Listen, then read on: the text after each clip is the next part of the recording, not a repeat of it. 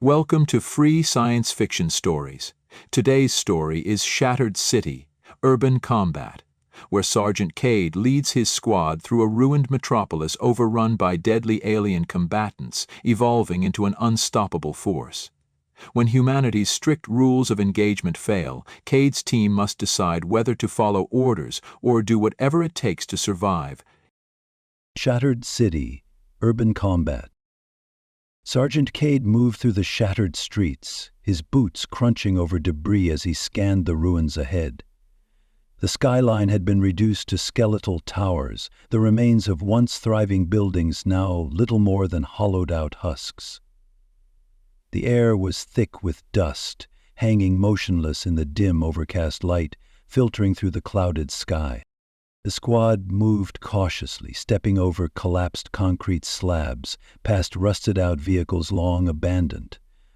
The ground was uneven, pockmarked from old artillery strikes, and even after months of clearing efforts, remnants of past battles remained. Twisted metal beams jutted from the rubble, and burned-out husks of drones and Whistler alien shells lay scattered, their forms half buried in ash. Kade checked his heads-up display, skimming the latest directives from command. The message was the same as it had been since the start of the operation. Minimal structural damage. Infrastructure must remain salvageable. A sigh crackled over the squad's comms. "So, let me get this straight," Jansen muttered, adjusting his grip on his rifle. "They finally let us bring more flamethrowers, but now we've got even fewer explosives?" "Command doesn't want us leveling the place," Kade responded, voice steady. "They're planning on rebuilding." "Rebuilding?" Jansen scoffed, motioning at the wreckage around them. "This place is a graveyard." "It won't be if we do our job." Dr. Martell, walking beside them, kept her eyes on the buildings ahead. "They think it's easier to repair than to start over," she said, shifting the weight of her rifle as she spoke. "If we turn half the district into rubble, what's left to reclaim?" Jansen muttered something under his breath, but didn't argue further. The tension in the squad was thick, and Kade didn't blame them. The rules of engagement had been tightened again, restricting them to close-quarters combat. No aerial strikes, no heavy ordnance, just infantry clearing out the last remnants of the Whistler presence, building by building, street by street. And it was taking a toll.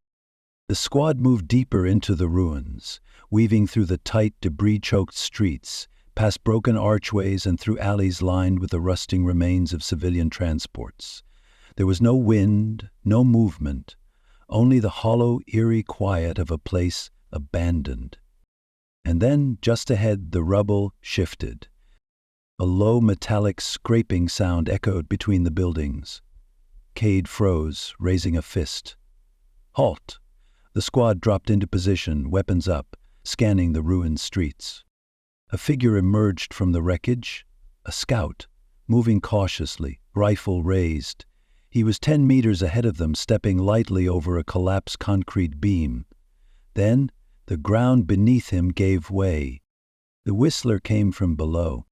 One moment the scout was there, the next a blur of motion erupted from the tunnel beneath him, claws tearing into his chest plate before he could react. The impact threw him backward. He hit the ground hard, weapon clattering to the side. The creature was on him instantly, a mass of jagged black armor and segmented limbs, pressing down on his torso. The scout struggled, trying to push it off, but the Whistler's claws locked onto his armor, pinning him. The squad reacted at once. "Contact!" Kade yelled, his rifle already up. The street lit up with muzzle flashes as the squad opened fire. Rounds slammed into the Whistler's armored frame, sparking off its chitinous plating, punching into its limbs. The creature twitched under the impact, but didn't falter. It moved with a dancer's grace, adjusting its stance, repositioning its body to absorb the incoming fire. Its three-sided body rotating to present a fresh armored plate. Kade kept firing, aiming for the joints, the exposed gaps between the plated armor. The Whistler jerked under the concentrated assault, legs buckling slightly. Jansen moved up, unleashing a burst of high-impact rounds directly into its side.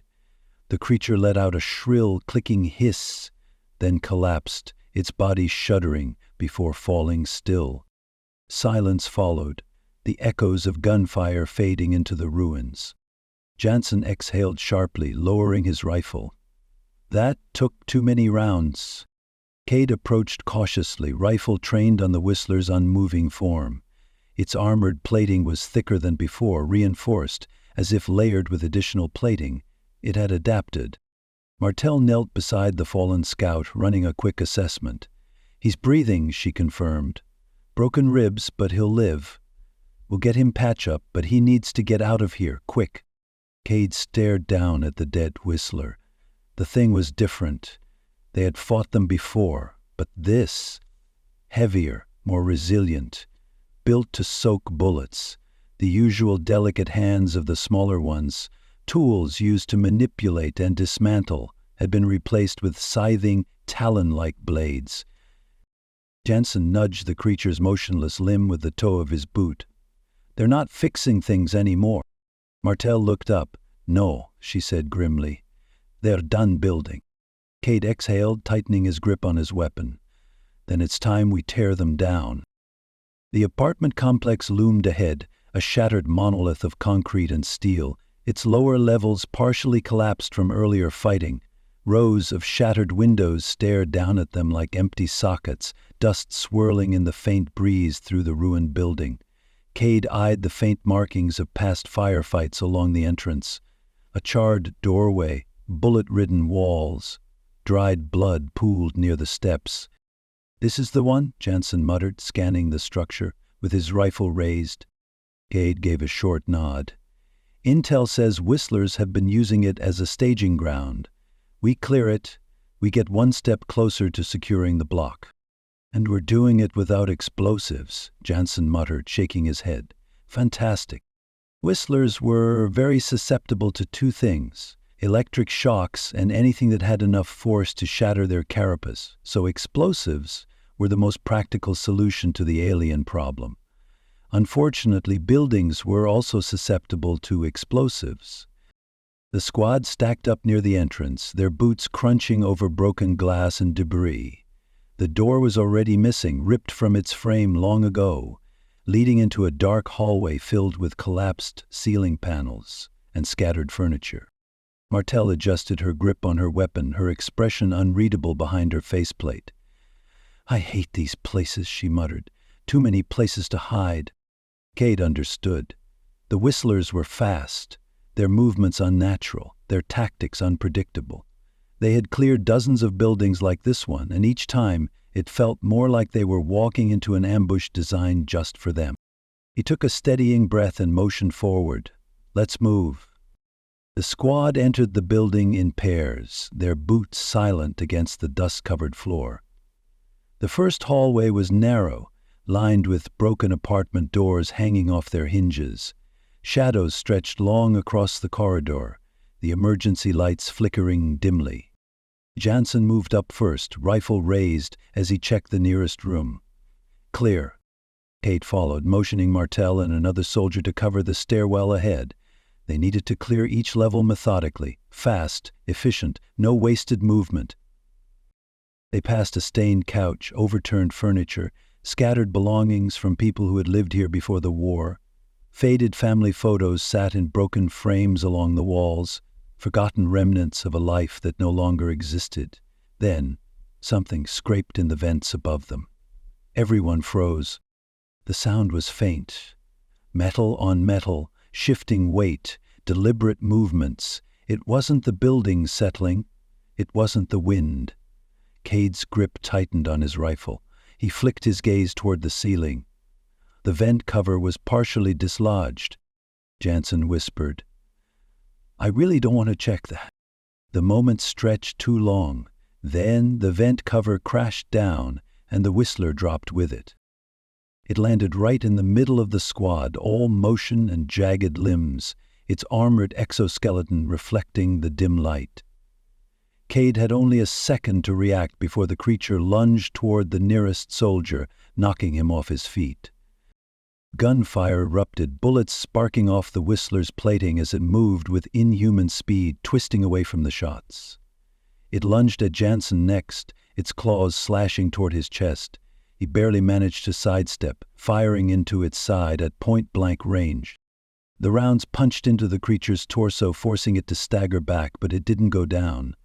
Its body absorbed the impacts, its armor cracking but holding. Martel was already moving, firing controlled bursts, aiming for weak points. She caught it in the joint of its front leg, sending it collapsing to one side. Kade seized the opening, stepping forward and placing a final burst of shots into the base of its skull.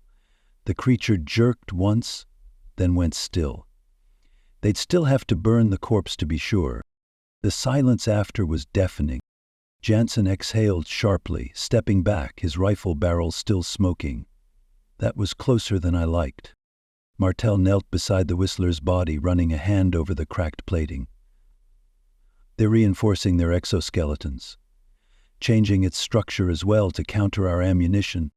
And they've dug in. We've been through some of these streets and roads before, but they keep popping up. They must just be digging in and waiting. Jansen glanced down the hallway ahead, his expression hard. Then, we need to hit them before they dig in further. They moved deeper into the building, clearing each apartment one by one. Some were empty. Others held the remains of civilians long past saving. The stench of decay lingered in the air, but the squad was used to it by now. Then they reached the last room. Kade pushed the door open. The space beyond was bare, stripped down to concrete walls and exposed wiring. It looked abandoned. And then something moved in the corner. A second later, the Whistler was on them.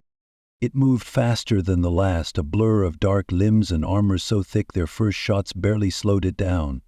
Kade hardly had time to register its form before it struck, knocking him aside, its claws slamming into another soldier and sending him crashing into the wall. Martel reacted first, drawing her sidearm and firing at point-blank range. The bullets hammered into its head, cracking its outer shell, but still it kept coming. Another soldier grabbed his flamethrower, igniting the nozzle. The fire roared through the room, engulfing the creature in flames. It twitched violently, backing up, its armor blackening and charring before it finally collapsed. Kade pulled himself up, breathing heavily, scanning the room for more movement. Nothing, just the flickering glow of the dying fire. Jansen exhaled, lowering his weapon. I know Command doesn't want us using explosives, but maybe we start making exceptions.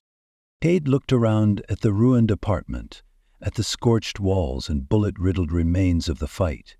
He thought of the reports of the change in Whistler tactics. He tightened his grip on his weapon. Okay, building's clear. Let's get back to base and reload. Kade stood by Martel near the temporary command post, one boot resting against a broken slab of concrete as he listened to the latest report coming in through his earpiece. He barely reacted when Jansen dropped beside him, wiping dust from his visor, his face set in a tight scowl. They're not moving anymore, Kade muttered, scrolling through the aerial surveillance feeds sent from one of the last working recon drones. They're setting up perimeters. Holding ground. Jansen exhaled, shaking his head. They're digging in again, huh? Kade nodded. It meant the fight was about to get worse. A ping came through on his wrist display. New orders. Transit tunnels, he muttered. We move in at dusk. Jansen let out a dry chuckle, checking his rifle. They're gonna love that. Martel stood, brushing dust from her gloves. Not as much as we won't. The entrance to the underground metro station yawned before them, a shattered gateway leading into the city's underbelly. The squad moved in formation, rifles up, flamethrowers primed, their boots crunching over layers of fine dust and shattered tile. The air was stale and damp. The station had been abandoned for months, but the signs of previous conflict were everywhere. Burned-out barricades, old shell casings, dried blood streaked along the broken walls. Yet, despite the obvious battle scars, there were no bodies, no human remains, no Whistler corpses. Kade didn't like that. He motioned for the squad to push forward, their movements careful, controlled. The tunnel ahead stretched into blackness, broken only by the dim glow of flickering emergency lights. Martel knelt, running a hand across the platform edge. "Tracks are clear," she said. "Fresh." Jansen exhaled, scanning the shattered signs hanging from the ceiling. They knew we'd come through here. And then the ceiling buckled. It didn't just drop down. It unfolded slowly like the petals of some deadly flower. The creature cascaded downward, limbs extending unnaturally from what had looked like a reinforced section of the ceiling. Its thickened carapace gleamed under their helmet lights, jointed plating shifting, reconfiguring. It wasn't just bigger. It was shaped all wrong. A single swipe of its massive forelimb sent one of the machine gunners flying, his body smashing into a support beam. His weapon clattered uselessly to the ground, the rounds inside never fired. Then their HUDs glitched. Interference detected, no visual. Radio signal disrupted. Unrecognized. Frequency. Jensen's voice crackled over comms, but it wasn't his voice anymore. There, waiting, watching. We shouldn't. The transmission fractured into a high-pitched, garbled tone, a sound somewhere between feedback and speech. "Fall back," Kade barked.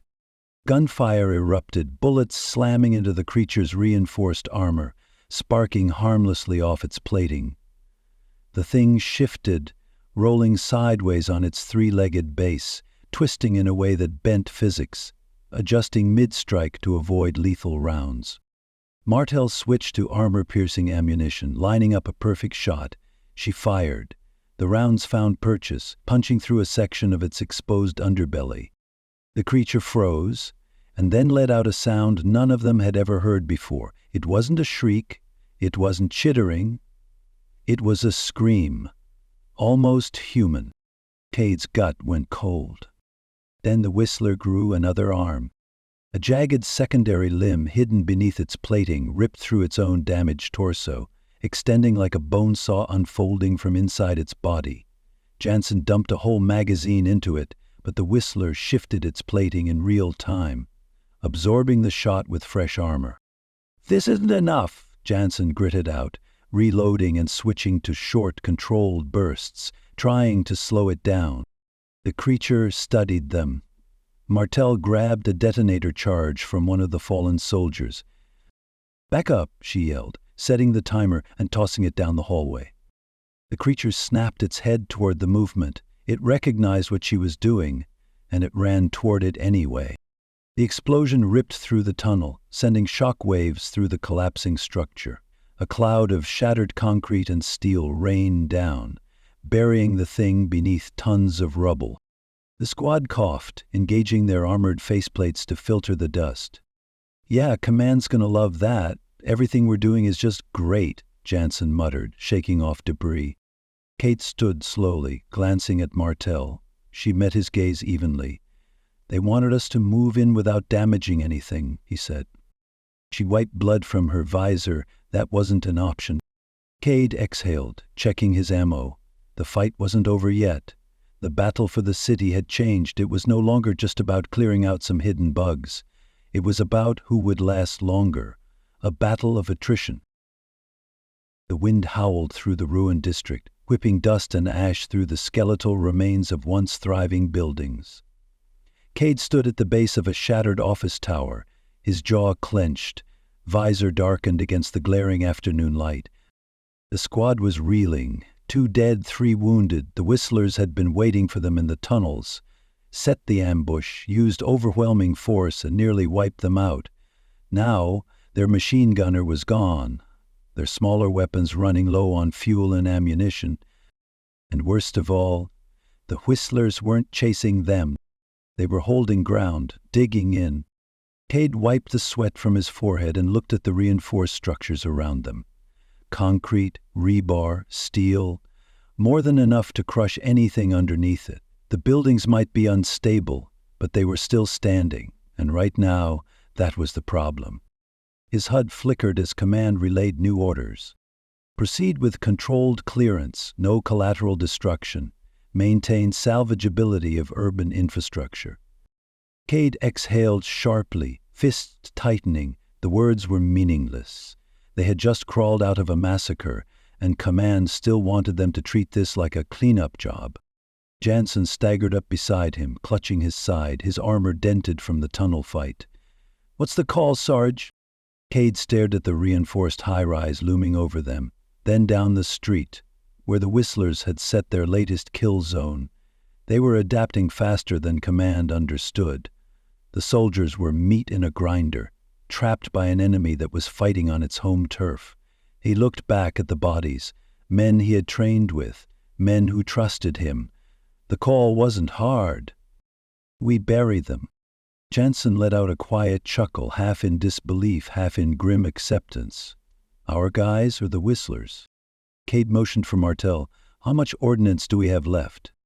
Everyone in the squad took out everything that went boom, and they took stock. "Well, looks like we all were disobeying orders by bringing this stuff," Kade said, placing several grenades in the pile. "Martel, what have we got?" "We've got thermite charges, a few seismics left for the deep tunnels," she said, standing, "and enough structural charges to make this entire block unstable." Kade nodded. "Then let's make it happen." The squad moved methodically, planting charges along the load-bearing columns of the tallest structures. The ruin district was a death trap for them, but now it could be a death trap for the enemy too. Jansen set the final charge along a collapsed office floor, wiping sweat from his brow. "If we do this, we're committed," he muttered. "Command will have us court-martialed." Kade adjusted his rifle, watching the Whistler positions through his scope. They hadn't moved in hours. "They'll have to court-martial us posthumously if we don't win," he said flatly.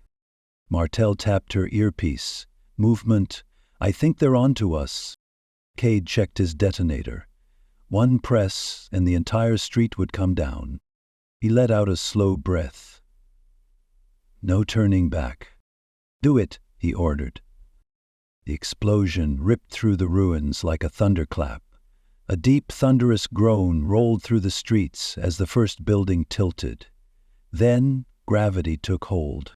The tower buckled inward, dragging the reinforced sky bridge with it, sending a cascade of steel and concrete crashing down.